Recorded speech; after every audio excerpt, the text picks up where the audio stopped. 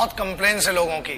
Please do not watch this video if you have complaints with your life. Reason ये है, comfortable जो लोग हैं प्लीज ना देखें.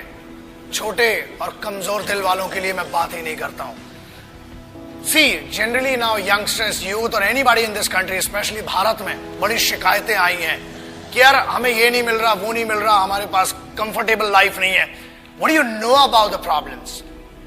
The guys, those who face the highest trouble and the biggest problems of this country, the least paid by the government, but has the biggest pride to be called the soldiers of this country and soldiers of Indian armed forces.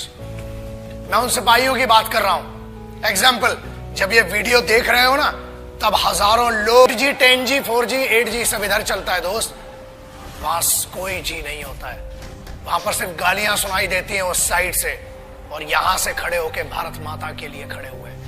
Remember one thing, they are not there, they are not fighting for this country only because they hate the enemy. वो इस देश में रहने वाले लोगों से बहुत मोहब्बत करते हैं, इसलिए वो वहां पर है. They are not there for the payment which is given to them. They are not there for the privileges which are not given to them. Privileges are given to you, the facilities are given to you. फिर भी इतनी complains. अरे पानी गिर गया, हम college नहीं जा पाएंगे, ये हो गया. बहुत कंप्लेन्स है माँ बाप से इन बच्चों को. Remember that. दोस्त, कंप्लेन करने के लिए बहुत लोग हैं, लेकिन वो कंप्लेन नहीं करते हैं. क्यों नहीं करते हैं? Because they are fighting for this land, they are fighting for this country, they are fighting for that emotion of freedom, they are fighting for that emotion which belongs to you. General temperature है Siachen glacier का -50 general. जब आप ये video देख रहे हैं, हजारों सिपाही आज भी अपने खून को सुखाकर वहां पर लड़ रहे हैं. They cock up their rifles, they write their last letters to their families, और उसके बाद एक दूसरे की नजरों में इसलिए देखते हैं कि मेरे यार ये नहीं पता कि कल मैं तेरे साथ बैठकर खाना खा पाऊंगा कि नहीं. बोलना तो बहुत दूर की बात सोचिए, आप सोच भी नहीं सकते किन कंडीशंस में वहां पर. And remember one thing, I'm not talking about the highest battleground of the country. I'm talking about the highest battleground in the world. This is the only place which is called the highest battleground in the world, and it is written in the history of the world wars. It is written in the history of warfares. जहां लोग श्वास नहीं ले सकते हैं ना, लोग कहते हैं कि हमने 50 या 500 मीटर की दूरी पर या ऊंचाई पर लड़ा है.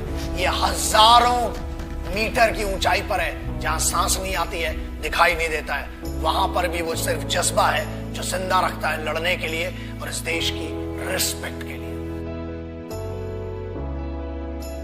किसी बेवकूफ गद्दार ने भी बीच में कुछ course. They protect your women, they protect your sisters because they consider every women and every young women as their sisters and mother's.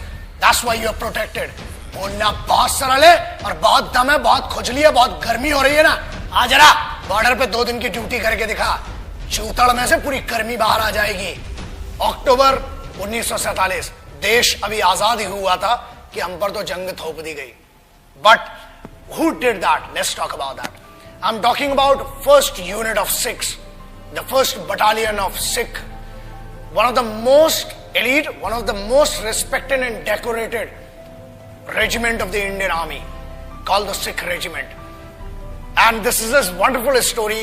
The guys whom I'm talking about, the finest warriors, the finest Khalsa warriors. वो खालसे थे जिन्हें airlift किया गया था 1947 में, जब लश्कर troops ने attack किया था हमारे ऊपर. And they were the guys which were leaded by a Muslim commanding officer. That makes me feel that pride of being an Indian. एक ऐसी सिखों की पूरी पलटन जिसे एक मुस्लिम कमांडिंग ऑफिसर ने लीड किया. And this has gone in the history of wars. दुनिया में कभी भी इतना खतरनाक ऑपरेशन नहीं हुआ. और उस सिख रेजिमेंट ने they protected the guys. And whom did they protect? The bigger question is that. याद रखिए, फौज कभी ये नहीं पूछती और ना ही उनने 1947 अक्टूबर में पूछा कि हम हिंदुओं को बचा रहे हैं कि मुसलमानों को, कि सिखों को, कि ईसाइयों को. हम हर उस इंसान को बचा रहे हैं जो भारत में पैदा हुआ है, जो एक हिंदुस्तानी है, जो एक भारतीय है.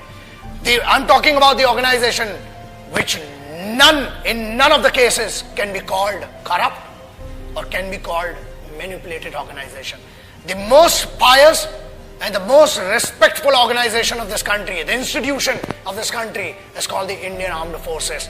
So that's why I always say, respect our forces because they are the actual protectors and actual sons of this country. Jai Hind, Vande Mataram.